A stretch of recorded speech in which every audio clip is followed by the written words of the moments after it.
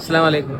ഇപ്പൊ നിങ്ങൾ കണ്ടത് ഒരു കെനിയക്കാരനായിട്ടുള്ള ഇവിടെ ഉള്ളൊരു സെക്യൂരിറ്റിയാണ്. ഖത്തറിലെ എഡ്യൂക്കേഷൻ സിറ്റിയിലെ പള്ളിയിലാണ് നമ്മളുള്ളത്. അപ്പോൾ തീർച്ചയായും അദ്ദേഹത്തിന്റെ ജീവിതത്തിൽ വലിയ ഒരു സംഭവം തന്നെയാണ് ഇന്നത്തെ ഒരു ദിവസം. കാരണം ഇന്ന് അദ്ദേഹം ഇസ്ലാം സ്വീകരിച്ചു. അതുകൊണ്ട് ഇസ്ലാം സ്വീകരിച്ച് ഖുത്ബ കഴിഞ്ഞ ഉടനെ തന്നെ അത് ഇവിടെ അനൗൺസ് ചെയ്ത് കലിമ ചൊല്ലിക്കൊടുത്തു.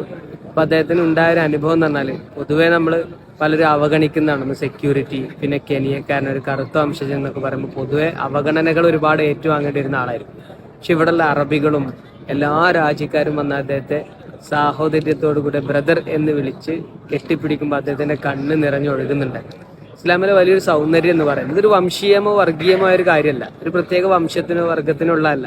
ആർക്കും ഈ ഒരു സബ്മിഷൻ പരിപൂർണമായിട്ട് ദൈവത്തിന് മുമ്പിൽ കീഴടങ്ങിയാൽ കിട്ടുന്ന വലിയൊരു നേട്ടമാണ് ഈ ഒരു സാഹോദര്യം എന്ന് പറയുന്നത്. ബിലാൽ റളിയല്ലാഹുവിനെ പറ്റിയൊക്കെ അമ്മാർ റളിയല്ലാഹുവിനെ പറ്റിയൊക്കെ നമ്മളിങ്ങനെ ഓർത്തു പോകുന്ന ഒരു സന്ദർഭമാണ്. അപ്പൊ ഈ ഒരു സൗന്ദര്യം നിങ്ങളുമായി പങ്കുവെക്കണം എന്ന് തോന്നുന്നു.